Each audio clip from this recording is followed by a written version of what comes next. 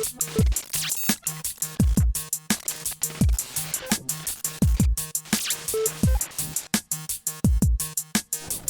and welcome to the Lunchbox, the show where we hope to scratch your nerdy itch. Again, we're bringing you another home edition, and this time it is our favorite quarantine, apocalypse, whatever movies. Today I am joined by Michelle, Germ, and Alex. And so basically, we are gonna talk about our favorite apocalypse themed movie. But first, how's everyone doing? All right, so that's me. I'm doing pretty well, you know, just living in a zone of Animal Crossing decorating and, you know, living that life. Real world, don't care. Germ? That's good. I know a lot of people are having a really hard time and I really feel for them, but I thrive by myself, so I'm doing pretty good. Kind of like Alex said, like I just play Animal Crossing all day. And then when I get bored of that, I'll switch to a movie and then I'll just sleep. That's it. So pretty good. And Michelle? I guess I'm the odd one out because I fucking hate it, guys. I'm struggling. I'm on the struggle bus. This week in particular has not been great. It started off trash. To those who don't follow my Insta, my cat passed away on Monday, which sucks because I'm quarantined and therefore had all the time in the world to love and snuggle, and now don't have that. So that kind of sucks, TBH. And like Animal Crossing, I like it, but I'm bored. Mm-hmm. So come back to me next week. Hopefully it's a better week. And I guess, Michelle. Sending you love. and yeah, I'm kind of just been doing working from home, Animal Crossing, going on long walks, which is becoming longer and longer every day, just to like keep sane, and and then watching movies. All right, so let's begin. Nice. First up on our list will be Shaun of the Dead. Shaun of the Dead is written and directed by Edgar Wright, also co-written by Simon Pegg. It's about basically a slacker who kind of lets his life just go by, and like the movie almost is oblivious to the zombie apocalypse that's happening. And then when he does, he finally kind of wakes up from it, and well, he also broke up with his girlfriend, so he's gonna go to his girlfriend, save his mom, and then of course they're going to wait out the apocalypse in a bar, the Winchester. It's, I guess, in our list, it's the most lighthearted movie. For sure. But it has some pretty kind of deep moments, like just to FYI, this is all spoilery, like when his mom got hit and he had to shoot his mom in the head. That was kind of deep. And yeah, that is my pick. I know everybody's seen it. What you guys like or don't like about it? I love Simon Pegg. I'm a big fan of pretty much anything he does. His sense of humor, to me, like the roles he portrays and everything he's in, is like, it really resonates with me. I don't necessarily like comedies, but I do find him to be really comedic and really funny. And I think my favorite part about the movie is the like final scene in the movie where like his friend's a zombie and he's kind of like chilling with them. I just love that. I think it's just really funny and lighthearted. Well, I think it's like probably the most realistic, because that's essentially what we're all doing. We're just waiting for everything to blow over. The only difference is we can't be next to each other. We got to be separated. So no bars, pints, but pints at home. And yeah, so it kind of hits close to home. For me, I really enjoyed that film as well. I like how they kind of brighten the mood, because a lot of zombie movies, they're gonna be terrifying. But in this case, it was really funny and lighthearted, and that kind of added a little bit of realism to it, because I feel like if this were to happen in real life, we wouldn't catch on that quickly. We would kind of be like Simon Pegg's character and kind of like just go about life as normal. And then when we actually start to see like really weird fucked up shit is when we would tune in to be like, oh crap, like there's people eating each other's brains out here. So I really like that about it. The cinematography was really, really nice. I really love how they shot it. With like the close-ups, and then I don't know film terms.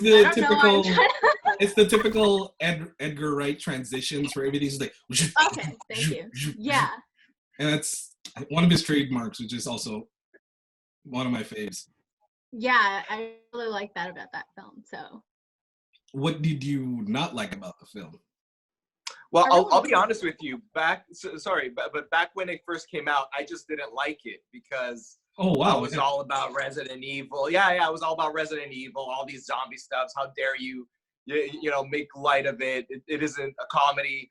But then rewatching it, zombies do lend themselves to parody, and the movie was a long time coming.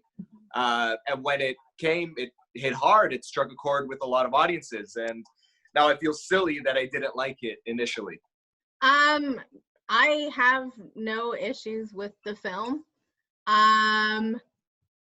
Yeah, like there were things that kind of like just pushed the envelope maybe a little bit too much. Like, what was his best friend's character's name again? Ed. I forget everything. So you're gonna be Ed. yeah, Ed was a little bit like, come on, bro, like get yeah, with he the could be, program yeah, here.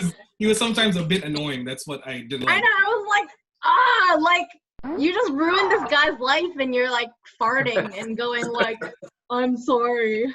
No, I'm sorry. And yeah, so I thought his character was just like a tad annoying.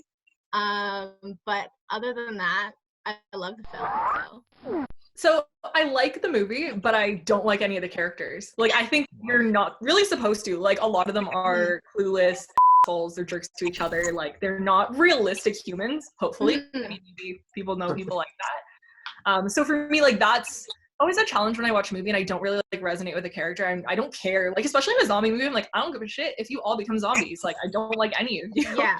But I think that is part of what makes it so entertaining at the same time, because it's kind of cringy in that way. All right. So I guess with that, let's move on to our next pick, which is Alex? That would be Zack Snyder's Dawn of the Dead. Now, if you haven't seen it and you hear Zack Snyder's name, I get it. You can see Germ over there laughing. I know. He's a glorified music video director, I know. But back then, that was like my introduction to Zack Snyder. This movie just set the tone for all other zombie movies to come after that. It was intense, it was scary, it was gory, it was everything you wanted. And it wasn't a video game, it was an actual movie you sat in theaters to watch. So I like how you have to like clarify that. Exactly. Well, it's different because my experience with zombies is like playing video games and like up until this movie, there wasn't really anything that captured that same sense of dread until Dawn of the Dead. Now, Zack Snyder's career after that is he kind of got exposed for what he really is. But can you tell us a little bit about that? Because I have no idea what happened with this guy's career and how he derailed it. Oh, Zack Snyder. Yeah, I don't. He directed Man of Steel. Okay. He directed Batman vs Superman. And then he directed Justice League. Oh. So, yeah, that says it all. I don't want to go on. And Watchmen. Oh. And Watchmen, which wasn't bad. I'll be honest. I liked it. But, by the last 3 movies, this what's different. What's that? It was horse. Exactly. The other films. Yeah. I don't want to go on a rant because we have other stuff to talk about. But the zombie stuff. Awesome. All right. So I hated it. Okay. There you go. Please go. Sorry. Sorry to rain on your parade. That Band-Aid, Germ. Rip that Band-Aid. Sorry. Should we talk about what we liked about it first? Like, let's do that. Yeah. Just being like, this film. I will say, like, when I first saw it, which is when it first came out, I absolutely loved it. It was kind of to what Alex said, like, I had been exposed to zombies more in video games than I had been in, like, movies and TV shows. So for me, seeing zombies, and, like, that was really kind of, because it came out in 2004, I believe. And that was kind of really when I started to get into, like, more horror movies, more, like, gore and stuff. So to me, it was very impactful, and I will always kind of remember it as that movie that kind of, like, ripped the Band-Aid off for me, so to speak. So for that, like, I remember it fondly. I don't think it holds up necessarily, but it's hard for me to, like, erase a fond memory because I enjoyed it originally. I was just gonna say that, like, that makes a lot of sense because you guys probably watched it when it came out, and so that was kind of like a very new and bright and, like, kind of changed the whole genre for you. But I watched this, like, last night. And I won't lie, like, I couldn't get through it. Like, there were parts where I was just like, please just hurry up. So, like, I like played the whole film at like 1.3 times the speed. Oh my god. And then that's when I was like, okay, I can watch this now because this is funny. But sorry. Go ahead, Lou. I remember really liking it when it first came out. I did watch it in the theater. I think I worked at a movie theater when it came out, and we had one of our screenings. So after the screening, we were, closing. So the mall was basically empty, and it was like, this is kind of cool. The zombies came, but, we'd be safe. And then I did sort of a rewatch. And then I was like, huh. Some things just kind of didn't work, I guess, anymore. But I remember loving this movie when it first came out. I used to really like it. Now I don't. No, actually, now I just kind of like it. And I think this is still my favorite Zack Snyder movie, if that means anything. Yeah, which says a lot. Yeah. And our next, we have Michelle. Yeah. So my movie choice, I mean, there's a million that I could have chosen, but for the sake of this list, I chose The Crazies, the 2010 version. 2010? Yeah. Not the 1973 version, just for people who want to go watch it. So the original one was written and directed by George A. Romero, so, like, classic horror. Then the new one, I literally don't know who directed it. Sorry, not prepared. But it does star Timothy Oliphant. Elephant? Yeah. As the main character. So what this movie is, I don't necessarily qualify it as a zombie movie. It's more like an infection movie in the way I think about it. But essentially, Timothy Oliphant plays a sheriff, and he's like a sheriff of a small town.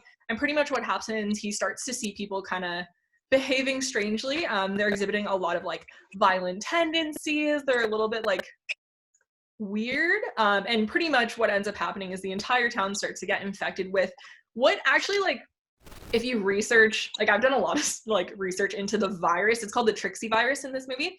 It's pretty much like rabies / Ebola, like, really aggressive versions of both of those. So my favorite kind. Have violent tendencies, and then they bleed out of all their orifices, which is tasty.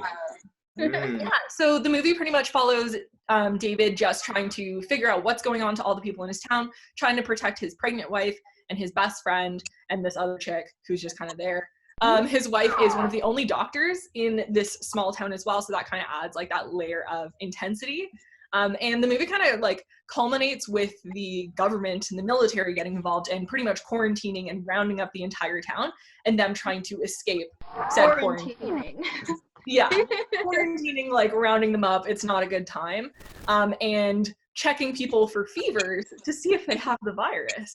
So his wife, because she is pregnant, does have a low-grade fever. She gets removed from him. He has to go save her. That's the movie in a nutshell. So who likes it? I actually like it. I like it a lot, to be honest. I like that it was kind of self-contained in a small town. And then you see sort of just how, like, the infection works, basically.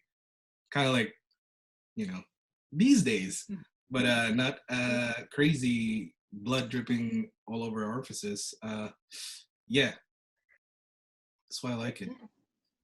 It was self-contained, and like later on, the town was bombed. Right? Yeah, it was. It was bombed. Yeah, they escape the zone and the town gets nuked, but then they're like seen as the carriers of the virus for this new bigger city. So it's just like the spread of the virus continues. I think maybe they were trying to set it up for a sequel.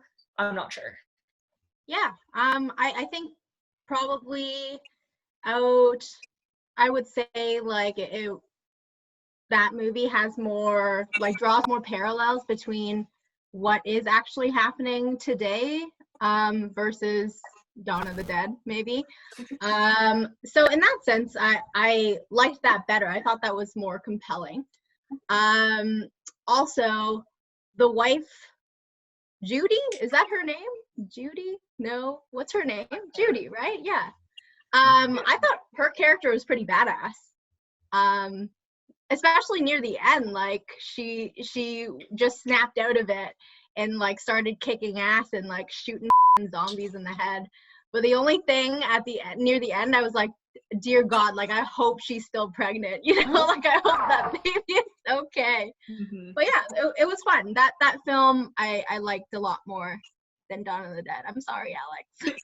Because you that's fine. Watched The Crazies for the first time this week, right? Yeah, I watched it last night. Because that's an interesting thing, like what it's like to watch these movies during the pandemic, whereas the rest of us have seen these movies prior to. So obviously, like the impact, I didn't see all the parallels when I first picked this movie because I was like, I just genuinely like this movie. Yeah. So it's interesting to kind of hear a newer perspective based on like the world right now. Yeah, I mean, if you think about it, like when you said about how like people were getting rounded up and like quarantined, right? It's not a far stretch from what could happen if if COVID-19 were to get a little bit worse, right? Like if you think about the political climate in the US today. Sorry? It would go to like crazies level. Like COVID. Yeah, it would. Like I have no doubt that Donald Trump would start rounding people up and killing them. Like that's just who he is. Anyways, I don't know if you can put that in because that's pretty politically charged what I just said, but whatever. It stands. What else?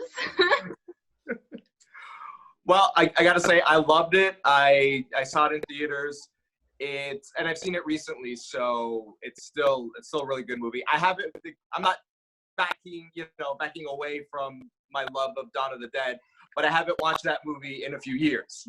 Like I probably will now that everyone's kind of lukewarm on it. But as for the Crazies, Timothy Olyphant, he's like one of my favorite actors. He brings a lot to the role. The director, he is Breck Eisner. He's also directed The Last Witch Hunter, if anybody has seen that, with Vin Diesel. No, nobody really has. I've seen it. But Fast and the Furious with witches. Right. but I thought this was a great movie. Like everyone said, it kind of parallels you could see the government involvement going that hard, that far into a situation if it gets serious enough. And a bomb. And a bomb. Yeah, the bomb. And let's hope not. And funny that I have actually seen every one of these movies in theater. Ooh, that's cool. Yep. Damn. I was trying to think if I have. I was like, no, I definitely. The last movie on the list, have not seen in theaters. We'll get there. And with that, one of the last ones on our list, Germ. Yeah. Oh, Annihilation. Yeah. Okay. Yeah. So I guess like a brief background of what that film is about. So I think is it Natalie Portman? Yeah. Natalie Portman plays a biologist. She wakes up and finds out that her husband is in this like weird alien phenomena that has I guess covered up like a part of a city or whatever. So she's like really, really worried about him, and she is able to get herself on this team to go in and kind of explore and find her husband. But when her and her team get in there, like a whole bunch of like really weird mutated shit just comes and tries to kill them. So the whole thing that's covering the city is kind of based off of like alien radiation that's like mutating all the life that is on Earth. So you'll see like plants that are like super fucking weird. Humans get all like, I don't know, they like grow heads and like extra appendages and stuff. And are we allowed to spoil the end or yeah? And then at the end, Natalie Portman is in this like, she's like by herself, and she faces off like this weird alien doppelganger version of herself, and it is just, the whole movie is a mindfuck. There's no happy ending, none. So yeah, that's Annihilation. Can I ask everyone, did anyone read the book? Oh no. Okay, I don't read. I read the book. I know we sold that in Indigo, but I never read it. Okay. Is it similar? Yes and no. So I'll just go first in what I liked and didn't like about the movie, Sure. because Okay. it's heavily related to how I feel about the book. Mhm. I had mixed feelings about the book. The book really goes hard in the mind of it. Like, it's really unclear what's happening. They don't really like make it super obvious in the movie, but in the book, none of the characters have names. They're just referred to by their profession. So Natalie Portman's character is literally called the biologist, and like Tessa Thompson's character is called the whatever. Like, that's how they're all referred, because it's really like not personal. Like, there's not a human element to the book, which I think they tried to translate to the movie that didn't translate as well, which is what I loved about the book, because it felt so off kilter. Like, it felt weird. And I feel like they tried really hard to replicate that in the movie, and I think it's honestly really challenging too, versus a book. The thing that did it the best for me was actually the sounds, like the soundtrack, the like weird, eerie, that really encompasses what the book felt like reading it. So I absolutely loved that. So yeah, I liked the movie more than the book, but I think the book is definitely worth reading. Awesome. All three books, because it's a 3-part. I just read story. like the Annihilation book, like the main story book, which is what the movie itself is. It's the same. Yeah. Okay. The more stuff, extended universe. No, thank you. After I got through the first book, we're good. This is enough. No, I love the movie. It's probably like one of the best horror movies I've seen in the past few years. It's got a little bit of everything. You don't think so? I don't think it's a horror movie at all. Like, I strongly think it is not a horror movie. Oh, interesting. Like a psychological thriller, I guess. Yeah, like psychological Okay. thriller. I'll give it the thriller, the mind. Horror? No way. I'm not scared. I'm just a little like confused. You're not scared, man. Right. I was a little scared. It was like the jump scare of like the weird crocodile thing, and that was it. Like, the rest was just like, what's happening in a The good bear. way. The bear. I- The bear. Oh, yeah. Freak you out? The bear. I agree to disagree. I don't think it's horror. Okay. Well, there are elements of horror. Like, there's body horror, Mhm. right? There are jump scares, the bear and stuff. So it's probably more sci-fi than it is horror, but the horror elements are like really impactful. It was to me. Still can't sleep thinking about the movie, but Ditto. Agreed. Right? Yeah. But it's so great. nice. It's great. We're children here, Michelle. We're I'm shook. children. But you know what? I do own the book, and it convinced me to read it now that we've got free time. Fantastic movie. It's probably one of the ones like. It's unique in that it doesn't focus on survivors dealing with an apocalypse, but more focuses on the apocalypse itself. Mhm. So, thumbs up for me. And I really like this movie because of one, just the mind. The visuals of this movie is like, it's beautiful. I'm a weird dude, so I like all the little freaky things that are happening. And number 2, like the sound. I watched this, I think it was on IMAX. And like the sound design and just the general score of the movie just gave you chills. It's like, I don't know whether to be scared or something's gonna kill me after I come out of this theater. The only thing I didn't like about it was, even though everything was great, it felt like a really long movie, even though it was under 2 hours. It felt really. Oh, it did feel really long. You're right. Yeah, it feels really long. It's like it clocked in at about an hour and 55 minutes. Oh. But I also like that there are a lot of questions in your head after watching this movie. Like, was that real Natalie Portman or doppelganger Natalie Portman? She said she didn't know at the end. She was like, I don't know. Because she was like, are you really Kane? And Kane was like, I don't know. And then same thing for Natalie. And I was like, I don't know. Can I say what? I have an opinion. I don't know anything. My opinion is but I think, like, based on my understanding of the book and like my extrapolation is like they got amalgamated into the Shimmer. So yes, it is her, and it is also not her. Mm-hmm.